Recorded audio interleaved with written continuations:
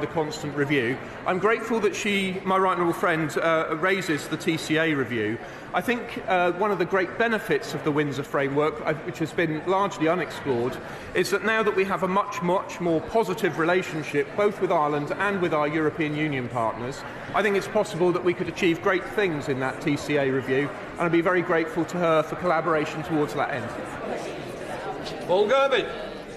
Thank you, Mr. Speaker. Minister of State, the oversell of the Windsor framework indicated to businesses that the Green Lane would operate with no restrictions whatsoever. That is untrue. There still will be required customs declarations. When can we have the freedom to trade within our own United Kingdom without additional paperwork required? Mr. Speaker, it is not the case that there will be customs declarations on the Green Channel. That is not the case. What will be shared is ordinary commercial data. There will be no more data required to go to Northern Ireland on the Green Lane than there would be to ship within Great Britain across to, say, the Isle of Wight. We come to SNP spokesperson Richard Thompson. Thank you, Mr. Speaker. In a statement last month, the British Potato Trade Association described the Windsor framework as representing a step closer to achieving the ultimate aim of reopening seed potato trade with the European Union. So can I ask the Secretary of State what further guidance will be issued to exporters? What's being done to allow domestic Northern Irish consumers to access high-quality seed potato exports from Scotland? And what will his team be doing to try and replicate this hard-won market access in Northern Ireland right across the far more lucrative EU market? Well, Mr. Speaker, I'll be absolutely delighted if Scottish seed potatoes are sent to all of Europe.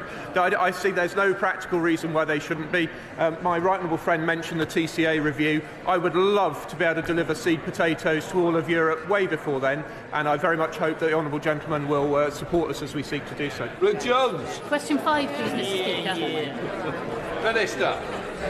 A busy day again, Mr. Speaker. Social security and state pensions are transferred matters in Northern Ireland, and so the responsibility of the Northern Ireland Executive. We have taken decisive action to help UK households tackle increases in the cost of living. Women across Northern Ireland are benefiting from energy bill support and support for the most vulnerable, including an additional £900 cost of living payment in 23-24 for households on means-tested benefits. Rick Jones. Thank you, Mr. Speaker. WASPI women in Northern Ireland, like those in Newport West and the rest of the UK, want to see fairness and equality once and for all. So can the Minister tell us what specific discussions he's had about the rising cost of living and its impact on WASPI women in Northern Ireland with the Northern Ireland Civil Service and the political parties in Northern Ireland? As I said, Mr. Speaker, this is a transferred matter. This is a transferred matter under the devolution settlement, but what I would say to the Honourable Lady is that we all know that this has been a very sensitive matter throughout certainly my time in Parliament, and I've met many of my constituents concerned about this issue. But I say to anybody on the benches opposite, if they think this issue of pensions is going away in our lifetimes, I would encourage them to look at the OBR Fiscal Sustainability Report and other reports from the Government Actuaries Department. Norris.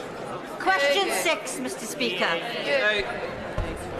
The Government I thank the Honourable Lady for her question. The Government recognises the importance of support services for women, and I will continue to engage with women's groups and organisations supporting women and girls across Northern Ireland as I have done. It's vital for the Executive to be restored as soon as possible to deliver on these issues that matter most to the people of Northern Ireland, including the vital support for services like those my honourable friend has championed through her APPG.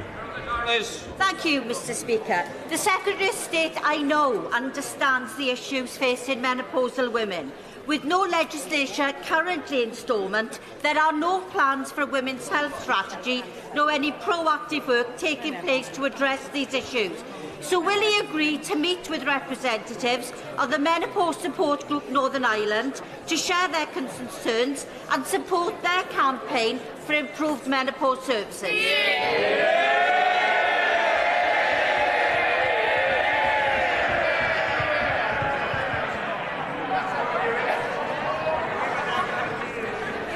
as the House has demonstrated, that is a very popular question, so I can do nothing else other than say yes, I'll happily meet with the Honourable Lady. Bob Blackman.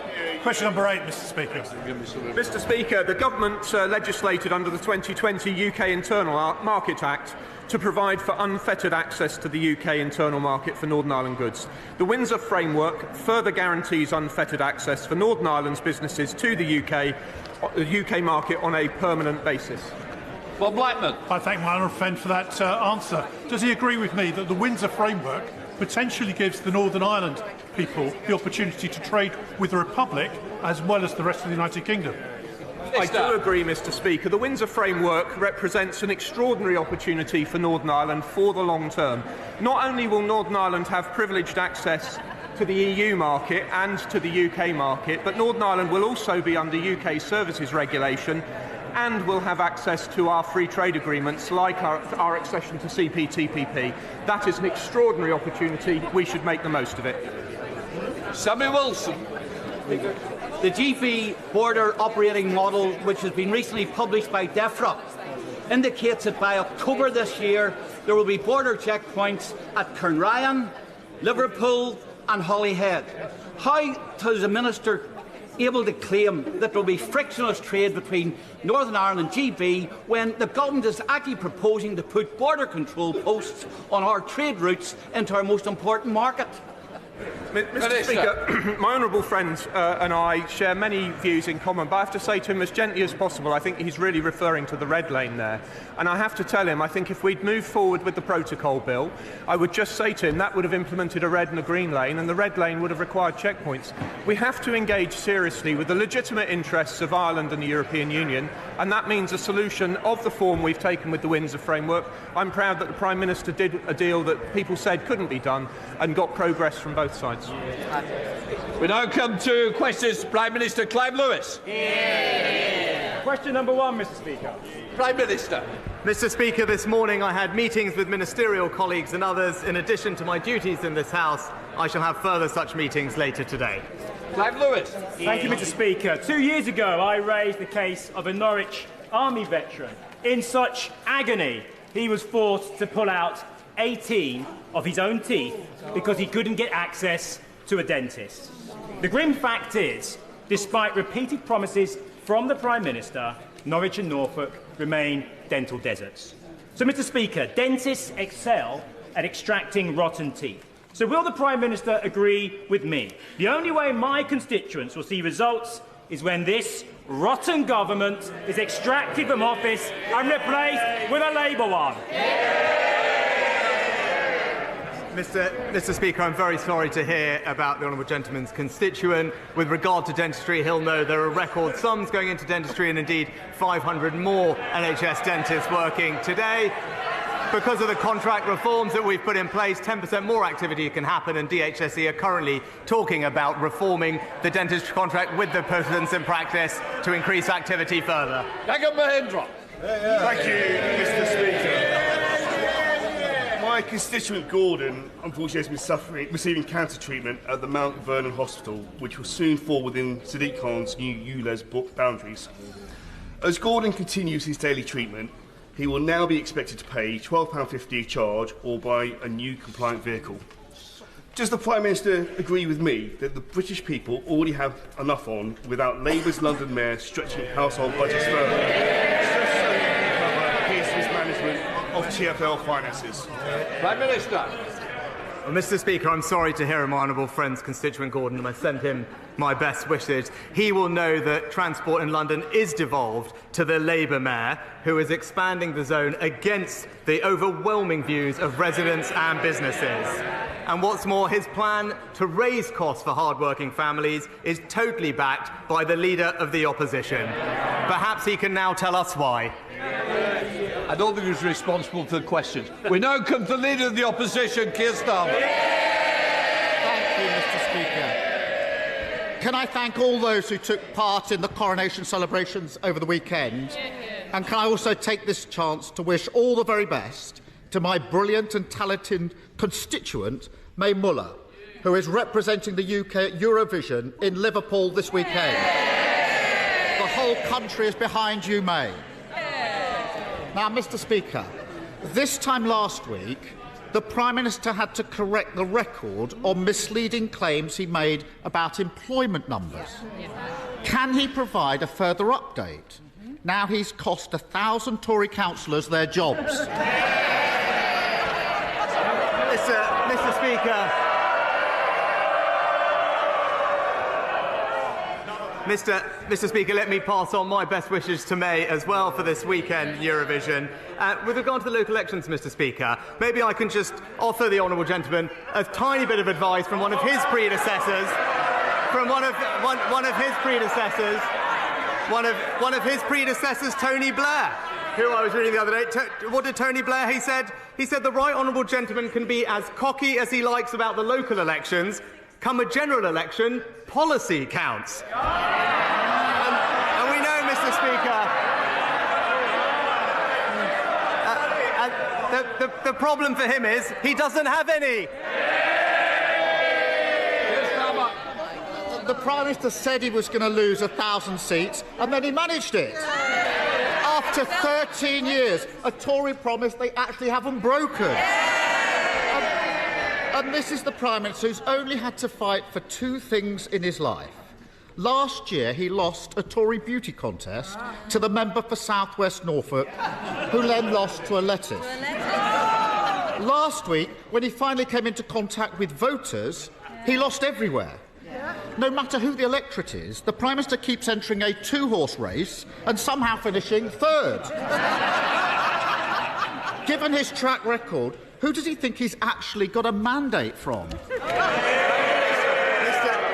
Mr. Speaker, it's a bit rich to hear about mandates from the person who's broken every single promise he was elected on.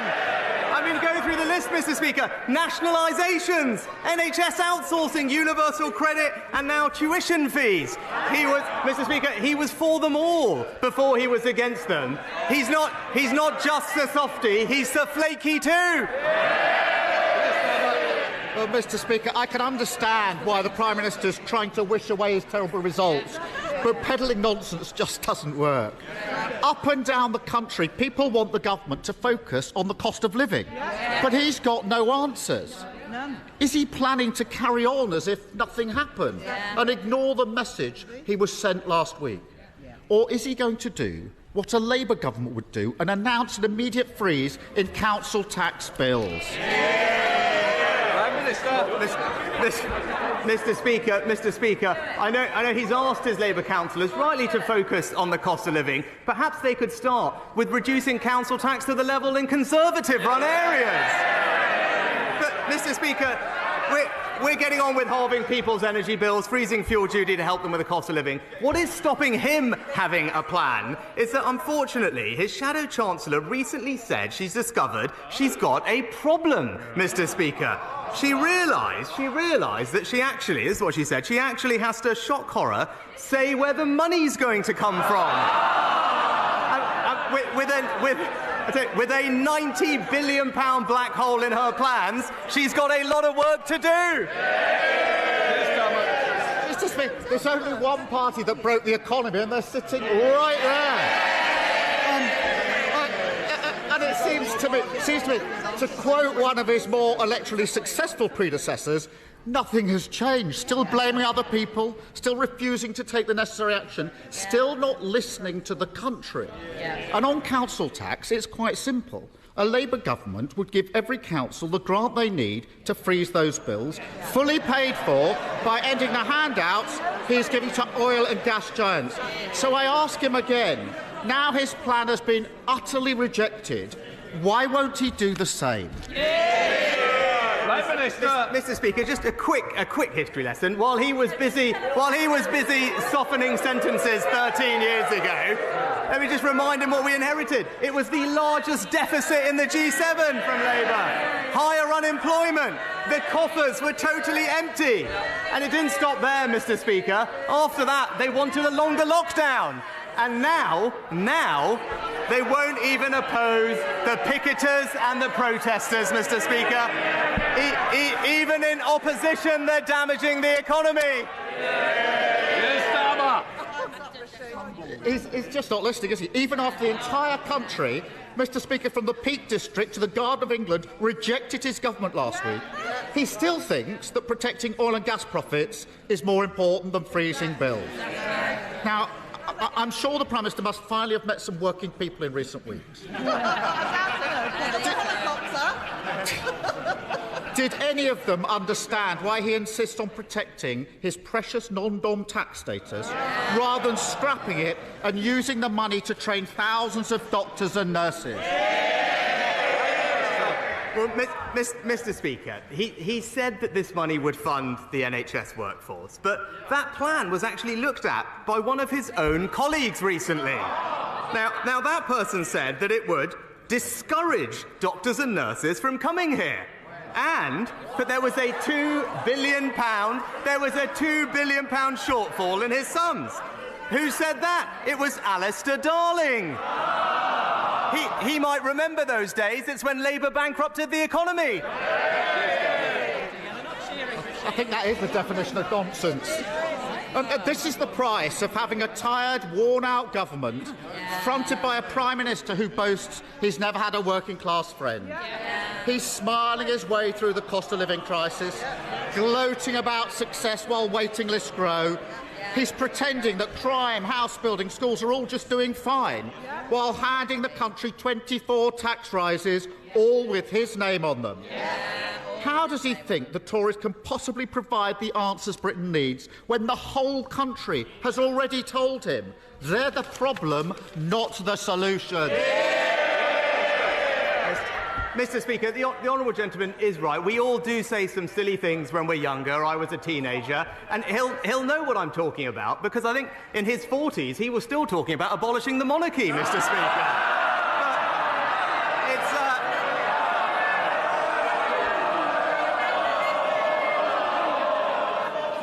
Prime Minister.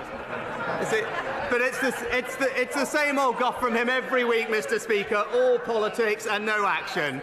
We're getting on with halving people's energy bills, freezing fuel duty, cutting the costs of childcare, and boosting pay. While he's busy plotting coalitions, we're getting on and delivering for the British people. Mr. Speaker, this Saturday is Surrey Day, a chance for locals and visitors to celebrate everything wonderful about our county, including our beautiful historic High Street in Guildford with its independent shops. But frequently raised with me is empty shops. High rents with high business rates makes it difficult for independent retailers to compete with national chains.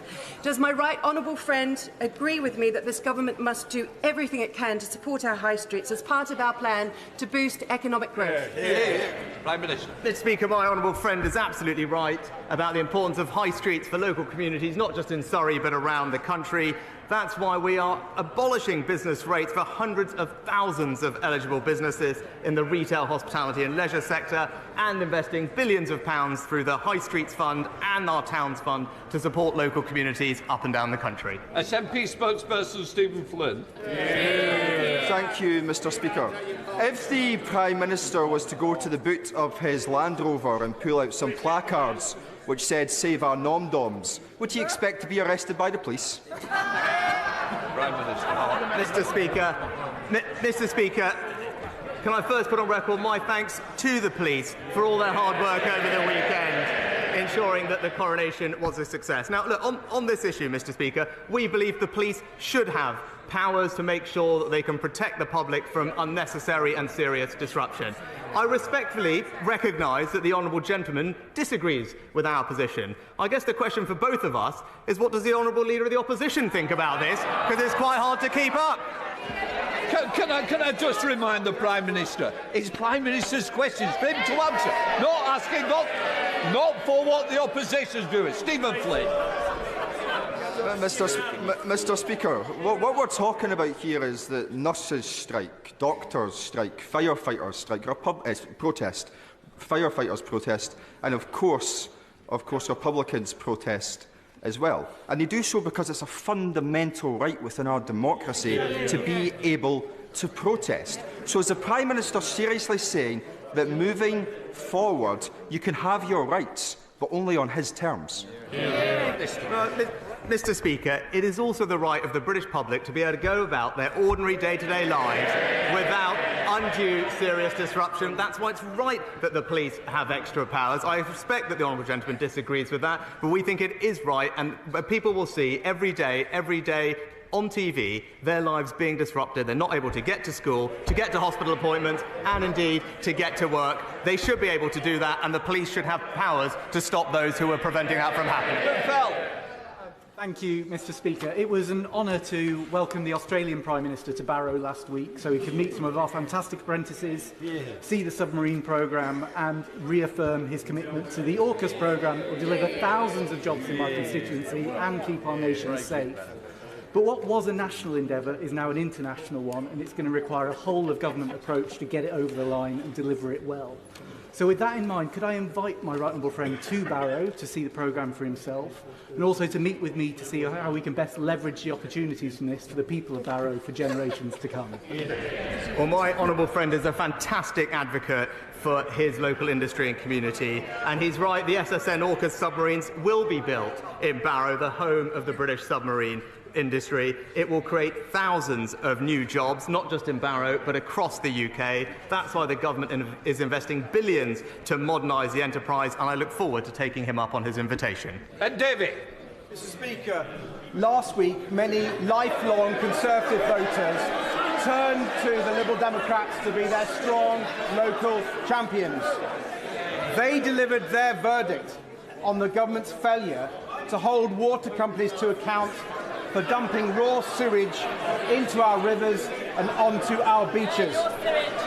Last year, water bosses were paid £15 million in bonuses, rewarded for destroying our precious natural environment. 3 of those executives have now turned down their bonuses, but they should never have been entitled to them in the first place. So will the Prime Minister ban these sewage bonuses so that the dumping actually stops? Well, Mr. Speaker, I struggle to hear the full question, but I think in one sense it doesn't really matter, because we all know the Liberal Democrats say one thing here and another thing locally anyway. And it is remarkable. No wonder he's attracted to the Labour leader these days, Mr. Speaker. Political opportunism and a broken promise on tuition fees. It must be like looking in the mirror. Ben Bradley. To highlight some success, with Mansfield District Council now having more Conservative councillors than at any point in my lifetime after last week's local elections. I'm very proud of our local team. But one thing we heard on the doorstep was frustration, a frustrating expectation that government needs to deliver on key pledges. There has been a commitment to our part of the world that we'll be given the clout, the investment to catch up with other regions that historically have had more than we've had. So will the Prime Minister take the opportunity to reiterate his commitment and to my constituents reassure them that he will support growth and investment in the East Midlands? Well, Mr. Speaker, my honourable friend is a tireless advocate for the East Midlands, and in particular, I welcome the devolution deal that has been agreed among the 4 local authorities in the region, something I know my honourable friend has campaigned for, and like him, I look forward to those new devolved institutions being established as soon as possible to drive economic growth in his community. Caroline Lucas. Thank you, Mr. Speaker. The Prime Minister has previously declared, and I quote, "My daughter is the climate change champion in our house." I wonder if he's asked her what she thinks about Rosebank, the biggest undeveloped oil field in the North Sea, which would blow climate targets, create more emissions than 28 of the world's poorest countries combined, involve the obscene transfer of £4 billion of taxpayers' money to a Norwegian energy firm, Equinor, and do nothing for energy security since the vast majority of the oil will be exported. If he gives it the green light, will he be able to look his daughter in the eye and honestly say that he has done everything in his power to give her and all other young people a livable future? Mr. Speaker, as the Independent Committee for Climate Change has acknowledged, we will need fossil fuels for the next few decades as we transition to a greener future. And during that period, it makes absolutely no sense to not invest in the resources we have here at home, to import foreign fossil fuels, not create jobs here, and import them at twice the carbon emissions as our local resources. It is an economically illiterate policy, Mr. Speaker, but that's what you'd expect from the Green Party. George Eustace. Thank you, Mr. Speaker. Last June, the government committed to bring forward a horticulture strategy to identify ways to expand British production of horticulture. And the importance of this was underlined by some of the supply chain challenges we saw earlier this spring. But in the last week, there's been speculation that the government might be abandoning that strategy. Can the Prime Minister give us any reassurance that the government remains committed to expanding this important British industry? Prime Minister. Well, can I thank my honourable friend for all of his work championing this area. We are delivering for the horticulture sector, and it will benefit from the £168 million investment to drive innovation and support fruit production. And that's why we also passed the new Genetic Technology Act, Mr. Speaker, taking advantage of our Brexit opportunities to unlock the potential of new technologies. But I look forward to discussing this and other ideas at our new upcoming Food Summit. Julie Elliott. Thank you, Mr. Speaker. Has the Prime Minister or any of his ministers given commitments to BP, Equinor or any other company about contracts at the Teesworks site? Prime Minister. Mr. Speaker, contracts at the site would be a commercial matter for the companies involved.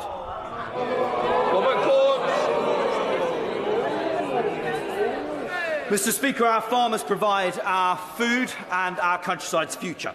But there's concern amongst some Oxfordshire farmers that the new schemes under DEFRA's Agricultural Transition Plan aren't ready for farmers to access them to make up the shortfall from the basic payment scheme. Will my right honourable friend push his colleagues in DEFRA to roll out the rest of the SFI standards as soon as possible and to consider double-stacking SFI and countryside stewardship payments to ensure that Oxfordshire's farmers get the support they need? Prime Minister. Well, Mr. Speaker, I thank my honourable friend for his question, and of course we want to make sure that we continue to support farmers to produce healthy, nutritious food. We are pressing ahead with the ELM scheme, fine-tuning them though to make sure that they work even better for farmers. We want to make sure there's enough flexibility in the sustainable farming initiatives, and that's why DEFRA have designed the schemes with farmers in mind, enabling them to do more and to make sure that they can use countryside stewardship schemes on the same plots of land. But I look forward to discussing this with him and other colleagues as well. Alan Smith. Thank you, Mr. Speaker. In Stirling, we've got a really potentially very exciting development at Forthside on former Ministry of Defence land, and sadly the development's got a bit stuck over a dispute about the costs of the decontamination of that land. Now, I'll work with anybody to get a result for Stirling. Will the Prime Minister meet with me and representatives of Stirling Council to get this development unblocked and make the progress we all want to see? Prime Minister. Well, Mr. Speaker, we have invested in Stirling previously to unlock investment and drive growth, and I'll ensure that the honourable gentleman gets the meeting he needs with the relevant minister to make progress. Mark Warburton. The Prime Minister and I share a profound optimism about the power of technology, and AI in particular has the power to revolutionise public services and our private sector as well. But does he agree with me that it comes with risks? And while there are unrealistic calls to pause research into it altogether, it is crucial for us to work with our allies around the world so that the global norms that emerge in this important area reflect our values. Well, my honourable friend speaks with experience and knowledge on this issue, and I absolutely agree with the thrust of his question. Whilst it would be implausible and wrong to halt the development of this technology, it is right that we ensure that there are appropriate guardrails in place as we look to exploit its opportunities. Those are the conversations we are having, not just with the companies involved, but also with our allies around the world, and he can expect further progress in the coming weeks and months. Mike Nolly. Thank you, Mr. Speaker. Following on from his earlier answer, as the Prime Minister knows, an Eat Out to Help Out scheme was introduced in August 2020, which increased demand for eating in restaurants by some 216% compared to 2019, with figures now showing that over 17,500 retail chain stores closed in 2020 alone, affecting nearly 35,000 employees. Would or has the Prime Minister considered a similar scheme for bricks and mortar retail, bricks versus clicks if you like, as part of the wider plan for regenerating local high streets and town centres? Well, Prime Minister. Mr. Speaker, the way that we are supporting high streets and town centres is through making sure that we cut business rates in England. Obviously, the Scottish Government will receive Barnett consequentials from those actions, but now hundreds of thousands of local businesses on our high streets don't pay any business rates at all. And on top of that, through the Levelling Up Fund, Towns Fund and others, we're investing directly in local communities. Indeed, in his own, where I know council leaders described our investment of £19 million as very welcome and a real boost for the economic recovery. Maggie through. Mr. Speaker, my Redwall friend recently scored a very rare own goal by backing Stockton Football Club in the Northern Premier League East Playoff Final, which eventually saw Long Eaton United win on penalties. In the interest of good sportsmanship, will he now congratulate Ian Deakin and his team on their resounding victory, wish Long Eaton United every success in the league for next season, and join me at Grange Park to cheer on Long Eaton United for the next season and wish them luck every season in the future. Yeah, well, Mr. Speaker, can I join my honourable friend in congratulating her local football team and all involved in their stunning success. I'm not sure if I'll be able to join her in the immediate future, but I do look forward to seeing them go from strength to strength, much as the fortunes of my own team, sadly, are not in the place I would like them to be. Jamie Stone. Thank you, Mr. Speaker. The Prime Minister may well have seen the astonishing sight of a former Scottish Government minister standing up in the Chamber of Scottish Parliament and tearing up, literally ripping into pieces, the Scottish Government's highly protected marine area proposal. This proposal is deeply controversial all over Scotland and has even led to it being compared with the second Highland clearances. Is this not now the time? Is this not now the time for the UK Government to step in and work with the devolved... There you have it. Mr. Speaker, I will not be silenced, because it matters... This matters deeply to my constituents. Deeply.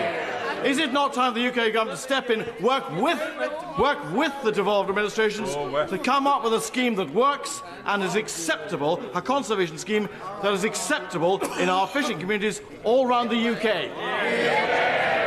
Well, the honourable gentleman makes an excellent point, and he is a passionate champion, as he should be, for his local fishing communities. And he's right to highlight the concerns that have been raised, not just by them, but by members of the SNP's own party, about the potentially damaging impact of their plans to introduce the highly protected marine areas in the way that they are. I would encourage the SNP government to continue working with the Scottish fishing industry and coastal communities to understand their concerns, and as we've seen them recently U-turn on other poor thought-out decisions, hopefully they can relook at this one too. Manchester.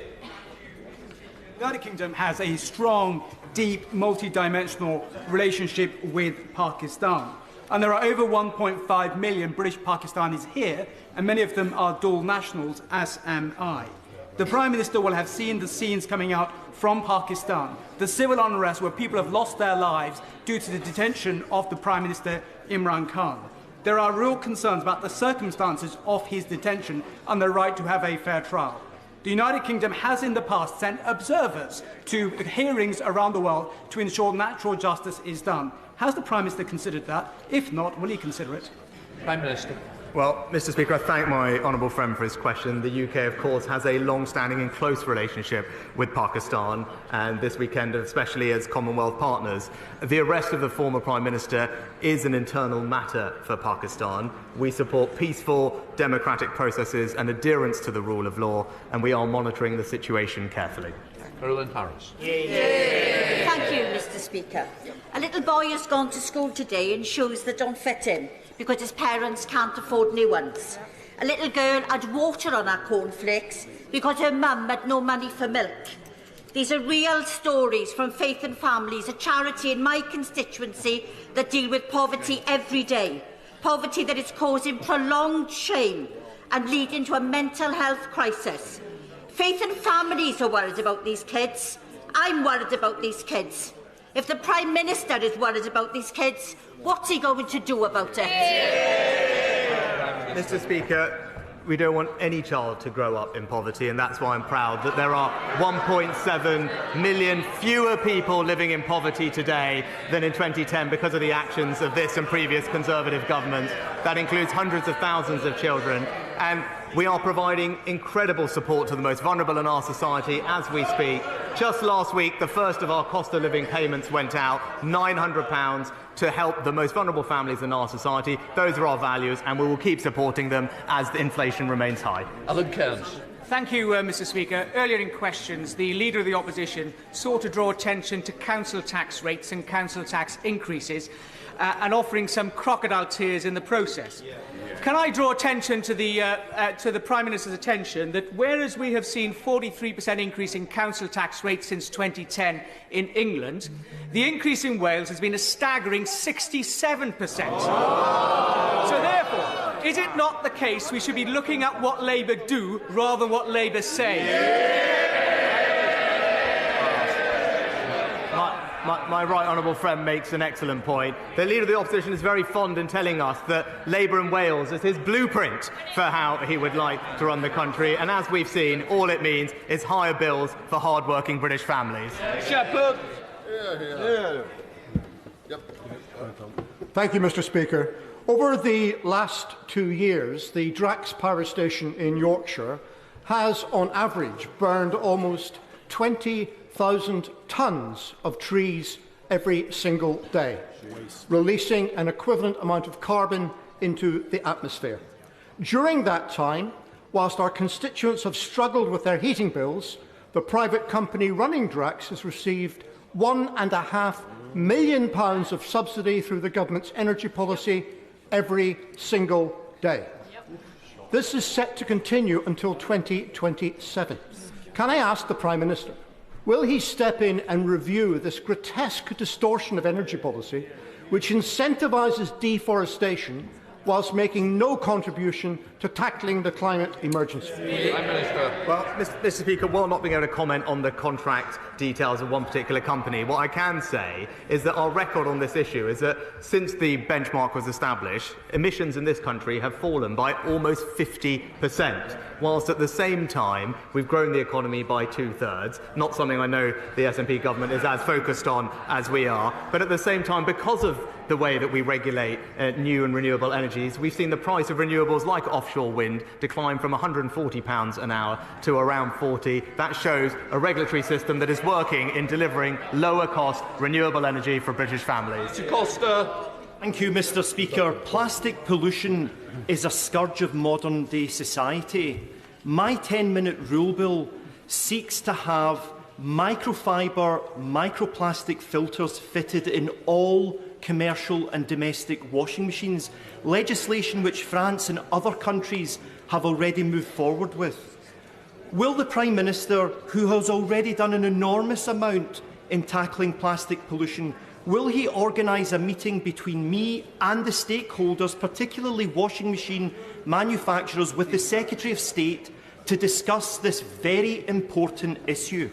Prime Minister. Well, Mr. Speaker, we want to tackle microplastic pollution wherever possible, which is why we introduced a microbead ban and a tax on plastic bags. I know my honourable friend has campaigned for filters on washing machines, but he will also know they can be costly to install. DEFRA have outlined plans to make sure that we can use more filters, but I will ensure that he gets the meeting that he needs with the relevant minister to discuss this important matter further.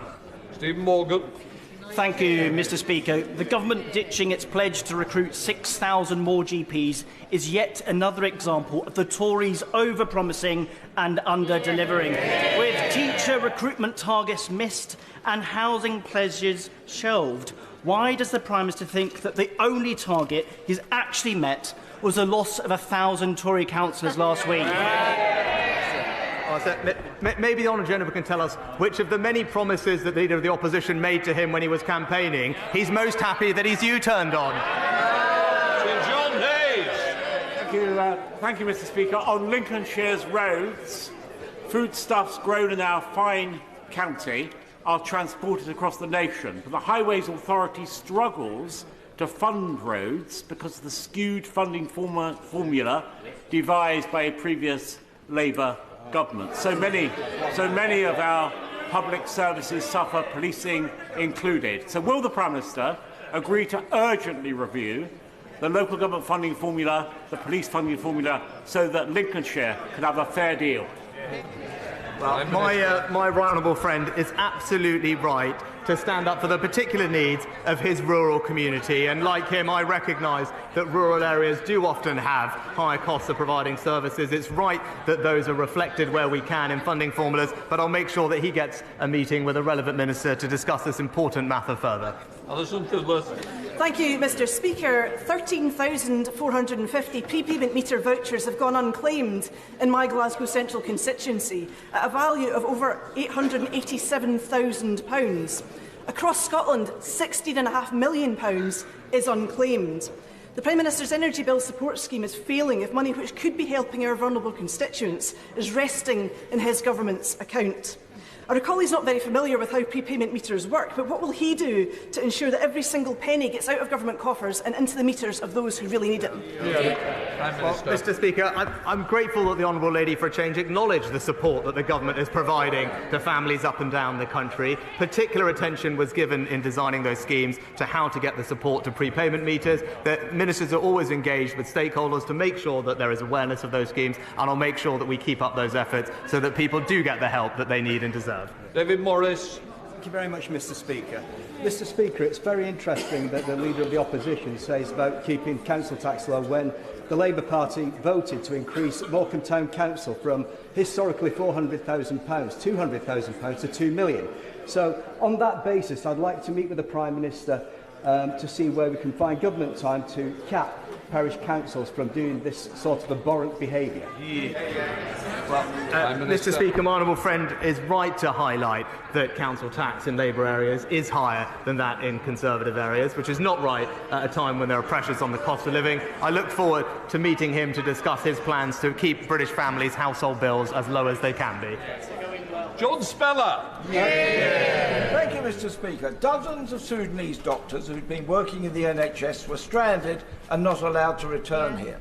Last week, the Minister told us here that the Prime Minister took the decision to get them back. So why hadn't such a straightforward decision been made much earlier by the Home Secretary or the Foreign Secretary? Is it because he's an obsessive micromanager, or is it that his ministers are just not up to the job? Which one is it, Prime Minister? Mr. Speaker, the honourable gentleman is completely wrong to describe as straightforward a complex and dangerous evacuation in a war zone, and actually it is actually the case that everyone involved deserves enormous credit for conducting what was the longest and largest evacuation of any Western country from Sudan. During that process, it was right that we moved deliberately and carefully to ensure the security of everyone involved and to prioritise British nationals and their dependents. Now that the operation is complete, we can look back and thank everyone for what was an incredibly successful operation. Dr. Luke Evans. Thank you, Mr. Speaker. Since 2010, violent crime has dropped by 38% and neighbourhood crime has dropped by over 50%. But one crime that has gone up is fraud. Now, many of us have dealt with constituents who've struggled with fraud. What is the Prime Minister going to do about it? Prime Minister. Well, Mr. Speaker, my honourable friend is absolutely right. 40% of all crime now is fraud. It's damaging for people's well-being as well as harming their finances, which is why the Home Secretary and I just recently launched a new plan to combat fraud with significant new investment, hundreds of new officers to tackle it, and action on social media companies to empower people to take action and to stop fraud happening in the first place. It represents the most comprehensive plan to tackle this issue, and it will make a big difference to families everywhere. Final question, Stella Creasy. Thank you, Mr. Speaker. On Friday, a young man with brilliant potential who was 16, Renell Charles, was brutally murdered on his way out from school in my constituency in Walthamstow. Yesterday, a 16-year-old boy was charged with his murder. Renell's family are heartbroken. Children in my community... This is sub judice, so rather than go into detail, Stella Creasy. What I'm saying is those children are terrified to go to school. Their parents are frightened to let them, and the teachers are at their wits' end. They've asked me to come here today, Prime Minister, to beg you to make the epidemic of youth crime in our country a national priority. So will the Prime Minister meet with myself and representatives from my local community to talk about how we can get the mental health and mentoring support these young people need so that every young person in our country has that future they deserve? Well, Mr. Speaker, I hope my honourable friend, I know the whole House will join me in expressing our sympathies and condolences to Ronelle's family for what's happened. She's absolutely right. We should do everything we can to tackle violence and murders against young people in particular. I'm pleased that knife crime has fallen by almost 10% and serious youth violence has fallen by 24% in the last few years. That's because we are giving the police the powers they need, whether that's stop or search, increasing jail terms and confiscating around 90,000 weapons. Of course, we will always look to do more to make sure that our streets are safe for our young people. All for now.